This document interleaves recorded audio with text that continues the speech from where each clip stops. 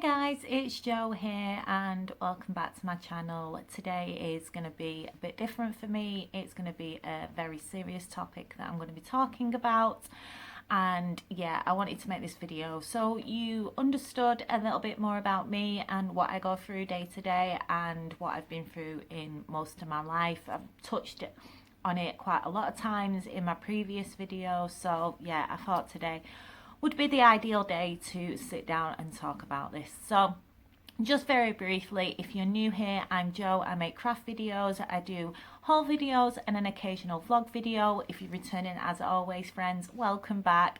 Thank you for your continued support and watching my videos. It really does mean a lot to me, and today you'll understand more why it does mean so much. So we'll get into it. I've no idea how long this video is going to be. I'm going to try and keep it as short as I possibly can, but unfortunately this is something that I've suffered with for 37 years. So it's quite a large topic, and yeah, I could talk about this all day because I've just been through so much. So I'm just going to say very quickly, trigger warning.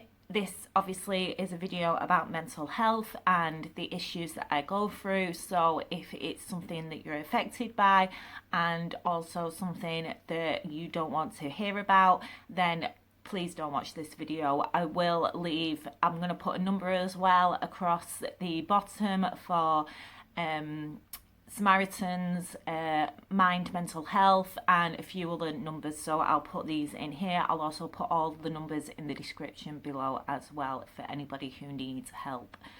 So yeah, I suppose to start from the beginning really. Oh, one more thing, sorry.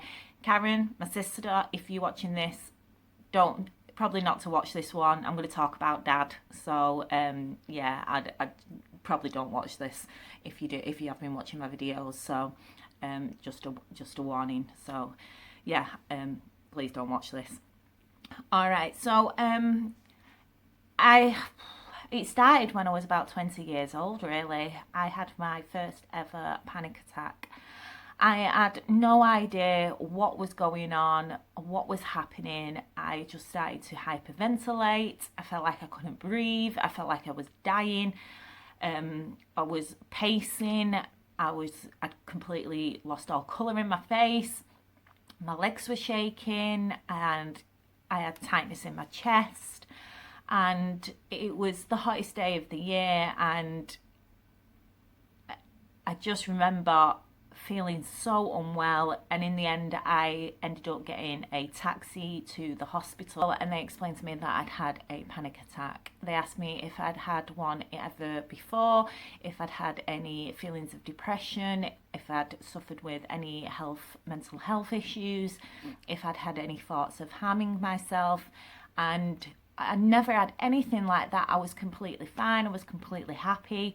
I was at college doing music. I had loads of friends. I was going out, and yeah, it was just a bad time. So I left the hospital and I went home. They gave me some medication. I can't remember exactly what it was, but it was to help calm me down. It was that long ago. And I've taken so many different medications now, I have no idea what I was on then. So they gave me some stuff to take. I went home, I got in bed, I went to sleep. I was with my boyfriend at the time. We were living together, and I woke up, and a couple of hours later, it was later on in the evening, and I started to panic again. And I felt even worse than I did in the afternoon. So I ended up ringing an ambulance and going back to the hospital.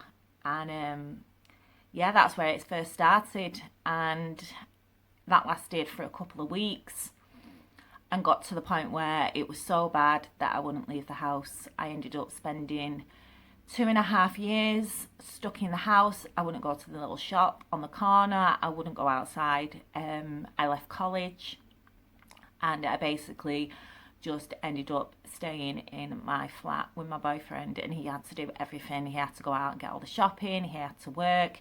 Yeah, it was just a really bad time. And like I said, I never experienced anything like that before. It just started happening at the age of 20. And after about 2.5 years, I started to feel a little bit better. I started to go out again. I went back to college to finish the course that I was doing, and then I did another course after that. And everything was good up until about the age of 25, 26, I would say. So that was my first nervous breakdown. And then at about the age of 25, 26, I had my second nervous breakdown. I started to feel really unwell again, and I was living in Bolton, and I was with my other boyfriend that was after the boyfriend that I had, and we were living together. And yeah, we were going on holiday. I'd booked a holiday. We were going to Wales for a fortnight, and I just remember feeling really uneasy before going. I don't know what set it off. I was just like, I'm not feeling 100%. And I'd been fine for years. And I just remember starting to have this thought that I hope it's not happening again. And we travelled all the way to, we were travelling to Wales, and on the motorway there, I had a huge panic attack. And we managed to actually get to Wales. We went to Ross-on-Sea, we checked into the hotel, and I asked them, I said, where's your nearest hospital, just in case, because I'd always been at the point where whenever I had a panic attack, I would have to go to hospital to just make myself feel better, to calm down. There's been many times where I've actually gone to hospital and just sat outside just until I've calmed down, because knowing that there's somebody, obviously there's people around me that know how to look after me, it just helps me calm down. And I don't like wasting anybody's time, and I know it's not a waste of time. Mental health is an absolutely extremely important illness. It affects so many people, more than you'd ever know. Looking at people, you don't realise what they're going through, and I hide it well. I hide it really well. A lot of people would say they don't realise that I have anxiety issues. And I'm not talking about just, I get a little bit anxious. I mean, extremely debilitating anxiety issues, especially the last couple of years. But yeah, so I used to just go and sit outside the hospital and take about an hour and calm down and then come back home. And I've done that many, many times. But I was at the bed and breakfast. I asked where the nearest hospital was, and they said it was Flint, which was quite a while away. It was about an hour's drive from where we were. So that made me feel even worse. So I had a bit of a lie down, and then I felt a little bit better, and we went for a walk. We just had a walk to the beach, grabbed something to eat, came back, put the TV on, and I remember exactly what it was that set me off. We put the TV on, and it was in Welsh. And then I just realised how far we were away from home. And I know it's not far compared to a lot of people, but for me, I felt like I was miles and miles and miles away from home, and I had a really bad panic attack. So we ended up getting back in the car and driving all the way home. And I felt instantly better as soon as I was home. I felt calm, I felt relaxed. I felt awful because my boyfriend just drove us all the way there and then drove us all the way back, but I felt much better. We had a nice evening. We got Chinese. It was lovely. Went to bed, and I woke up in the morning and I started panicking again. And I was just like, oh no, here we go. So that caused me to have my second nervous breakdown and left me again housebound. I wasn't working at the time, and I think that was a major contribution to my second one, just because I wasn't actually going out in society. I was staying home all day while my boyfriend was at work, and then in the evening, because he was tired after work, we'd just stay in the house. So we weren't going out anywhere. And yeah, I ended up spending another 2 years locked in the house, not being able to go anywhere. Again, on a mixture of different medications. But I actually finally managed to get some help for the first time. I didn't get any help whatsoever the first nervous breakdown I had. I didn't have any counselling. I didn't have any support workers. I had nothing like that. And in the second time that I had a nervous breakdown, I actually ended up having a bit of counselling. I saw a lady a couple of hours every week, and she really helped me out. And she suggested to me to go and start volunteering at a charity shop, just a couple of hours at first, to get me used to being back out in society. And there was one that was locally, it was about a 10-minute walk, so that's exactly what I did. I started to volunteer, and I just did 2 hours every week, and then started to build it up to there. And then after about 6 months, I became the key volunteer, and I was looking after the shop while the manager wasn't there. So it really did help. I would suggest to anybody that ever suffers with being isolated or struggling to get out the house, who can't work, anything like that, volunteering was a lifesaver for me. It was the best thing that I ever did, and I would highly recommend it to anybody, to go and spend an hour either volunteering in a charity shop or at your local park, or there's loads of different places that you can volunteer. I would really, really recommend it to anybody who needs help. It just means that you can get back out into society, and it's only for a short period of time, and just being around people and doing something that's occupying your mind is a massive step forward to helping with any anxiety or depression that you're suffering with. It might not work for everybody. It worked for me. Everybody's completely different, but I would recommend just giving it a go. And yeah, you will be nervous and it will cause you anxiety, but just know and speak to the people that you're volunteering with and just let them know everything in the situation. And if you need to leave, then it's fine. It's not a problem. Just knowing that if you can go, then, you know, it makes a massive difference. So that's what I did. And then after about a year of doing that, I actually applied for a job as assistant manager at a different charity shop, and I got the job. I was there for 2 years. I absolutely loved it. And then the opportunity came to become a manager of a charity shop, and I took it and I moved to where I'm living now.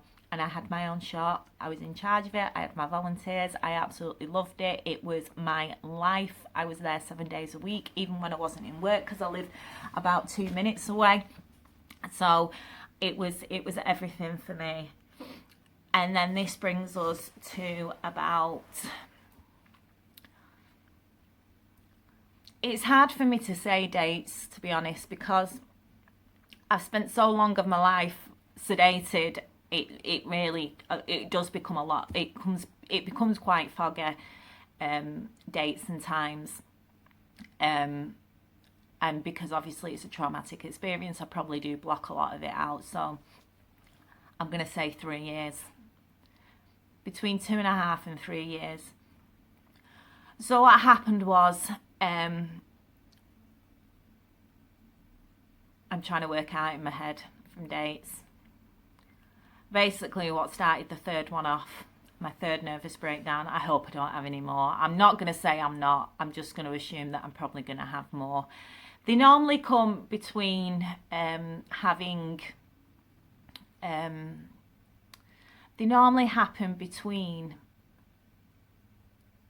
about 5 years, 5 and 6 years. That's when I start to feel unwell again, and then it happens again. But 2.5 years ago, we lost my dad extremely unexpectedly. For me, it was extremely unexpectedly. He'd been in hospital for 2 weeks, but my sisters and my mum didn't tell me, because they knew it would really affect me. They obviously told me when I needed to be told. So I got told, and then within 3-4 days, that was it. Yeah,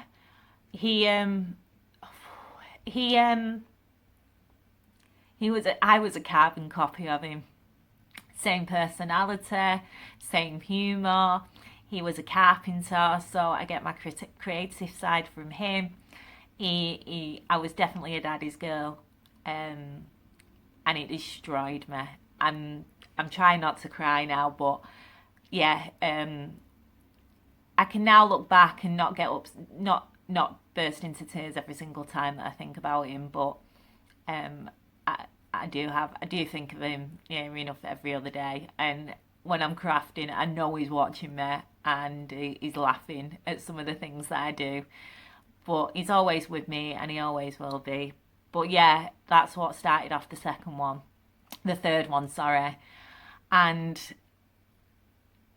after the funeral, I had 2 weeks off work, and then I went back to work. And 2 days after going back to, no, sorry, it was a week after going back to work, I fell in work and broke both my elbows and my wrist. I tripped up and put my arms out to stop myself, and I shattered both my elbows and one of my wrists. So I had, I was a mess. I was an absolute mess. I couldn't do a thing. I had no arms. You don't realise how much you use your arms. I couldn't eat. There was nothing I could do. So I had to go and live with my mum. And I couldn't leave the house because obviously if I tripped again, I wouldn't be able to put my arms out to stop myself. So I just stopped going out, and then it caused me to have my third nervous breakdown. And out of the three, this has been the worst. I ended up living with my mum for about a year and a bit. I couldn't come home because I just couldn't be alone. I didn't want to be alone. I was terrified of being alone. And it took about a year and a half to finally get me back to my place where I live. I live about 45 minutes away from my mum. So I just couldn't get in the car. Whenever I feel that bad, I can't travel anywhere. It just caused me so much anxiety. I can't do any kind of travelling. I can't leave where I feel comfortable. So I become very isolated, and I do end up becoming housebound. So I finally came back to my flat, and since I came back to my flat, I've been that way, except from the last few months, where I started to be able to get out again. But I basically spend most of my life locked in my flat. I have done since the age of 20, which means that I don't get to do a lot of things. I don't get to experience a lot of things. I don't go on holidays.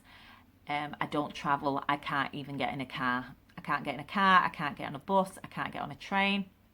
I can only go to places where I can walk to. So it leaves me very isolated, which is the reason why everything that I've been doing over the last couple of months has been so important to me. On a day-to-day basis, most of the time I don't even feel like getting out of bed. Like today, I just did not want to get out of bed. Obviously suffering with extreme anxiety then leads to extreme depression, and then vice versa. The more depressed I get, the more anxious I get, and then the more anxious I get, the more depressed I get. It's a never-ending cycle. I am on 5 different medications just to keep me at a level that I can kind of sit in my flat and relax. And it's only been since January that I've even been able to relax inside. I've just been an absolute mess. So I've now got to the point where I'm doing a couple of hours of volunteering. I've got a support worker that I see once a week. And as I was saying, I just didn't want to do anything today. And the reason these videos have helped so much, just example today, I didn't want to get out of bed. I didn't want to do anything. And I knew that I wanted to film this video. So because I had to film this video, I got up and I had a shower and I washed my hair and I straightened my hair and I put on a bit of makeup, and I feel so much more better for doing that than if I'd have just stayed in bed, which is what I was doing before I started doing these videos. So that's why I always say, when how much it means to me that you the support that you've shown and your comments that you leave and everything, it's just really made me more productive and given me more of an oomph to do things like going and looking around the shops, to find things to do my crafting videos. And yeah, it's just been an absolute joy the last couple of months, and I've felt so much more better, so much more productive, so much, just everything has just been 10 times better in the last couple of months. So yeah, that's pretty much where I'm up to at the moment. I just continue to obviously take my medication. I do my little bit of volunteering. I see my support worker. And to be honest with you, the last few months, just being able to get out for a short period of time every other day has been amazing. You know, the difference between how I am now to when I started making the videos is a huge difference to how I feel. And I'm hoping that from now until in the next 6 months, then there's still going to be improvements. And yeah, that's pretty much it, guys. That's my mental health story. I mean, obviously I've been through a fair bit, and I'm not saying that I've been through more than what other people have been through. I'm not saying that at all. I'm just saying from what I've been through, I could have gone into a massive amount of detail, and I don't know, maybe in the future I might speak more about it, about maybe how I cope in different situations, how I cope when I start having a panic attack, what I avoid. There's a lot of things that I avoid because I know that it's going to cause a panic attack. I don't drink caffeine. I don't have anything like that. I don't drink alcohol. I can't because of the medication that I'm on, but I've not drank alcohol for quite a long time. You know, these different things that I avoid, which means it causes more anxiety when I do it. I don't go out in the evenings. I've not been out for a meal for years because I can't be in that situation where I've ordered food and then I'm waiting for the food, because then I start to panic because I'm like, well, if I have a panic attack, then I'm going to have to leave and I've paid for the food. It's a never-ending cycle. Everything I do has anxiety attached to it. So I might do a video in the future going more in depth into that. I don't know. It's a hard topic for me to talk about, because the idea of how I cope with anxiety is to not think about it, and doing these videos, obviously I do 5 videos a week. Is it 5 videos a week? Sunday, Monday, Wednesday, Thursday, Friday. I do 5 videos a week. And the reason I do 5 videos a week is because it's just a level where I am constantly doing something. So if I'm not filming, I'm preparing to film the next day. If I'm not doing that, I'm trying to get out to go and find stuff so I can do stuff, you know, make the videos, and then I'm planning ideas. I'm always jotting down things that I come up with. So it's just got me to a level where I'm not actually thinking about anything else other than doing videos, which I suppose some people will think it's unhealthy, but at the moment that's just what I'm doing. That's just what's getting me through my day. So for me, it's a form of therapy. So that's why I do the 5 videos a week. So you can tell that I'm struggling to talk about this. It does take a lot out of me, and when I do talk about it, it does bring up obviously a lot of issues and a lot of anxiety, because then I start to think about what I've been through, and hopefully, touch wood, some the stuff that I hope I don't go through it ever again. Like I said, I don't want to ever say that I'm not going to go through it ever again, because if it starts again, then I'll be disappointed. But I'm just hoping that I now, being gone through it 3 times, know what starts it off, and it definitely is starting to feel isolated. So I need to make sure that I carry on with the volunteering, and you know, I need to carry on going out. I always make sure that I at least go out every day to Asda, even if it's only to buy one thing. It's an excuse for me to get out of the house, so I do that every single day. Which is really daft, because I could go in and just get a week's worth of shopping. But I know that if I go and get a week's worth of shopping and bring it all home, then I've got no reason to go out. So I go and I buy what I eat that day, just to make sure that I actually go out. And it really has worked.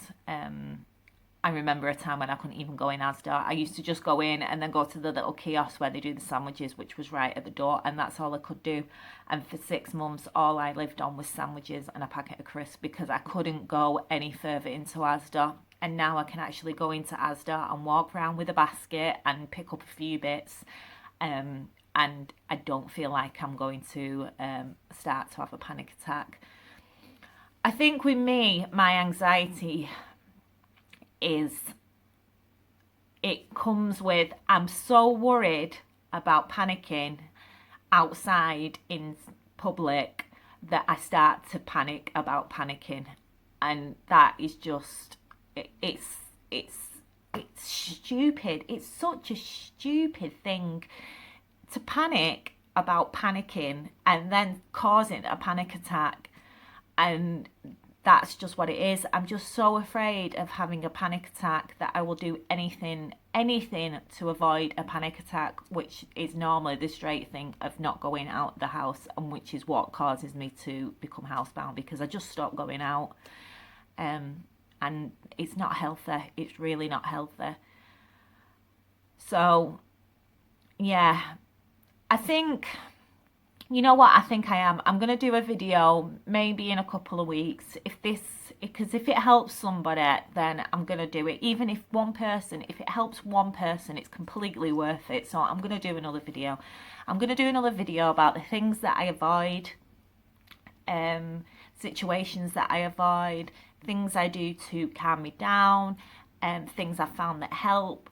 And yeah, I'm going to do that video because I think it's an important video to do. And I'm not going to do it next week, because next week I'm going to do a Poundland haul, because I do one every fortnight. But I'm going to do it the week after. I'm definitely going to do that video, because if one person watches it and they get something out of it, then it is worth it to me. And yeah, I want to pass on that information. So I'm going to leave it for here now, guys, because I think it's getting a little bit lengthy. I will be back tomorrow not tomorrow. Yeah, tomorrow. I'm filming this on Wednesday, so I can upload it overnight for Thursday. So I'm going to start filming Friday's video after this, I think. And yeah, it's going to be another Christmas one. So I'm going to get everything out and start doing that.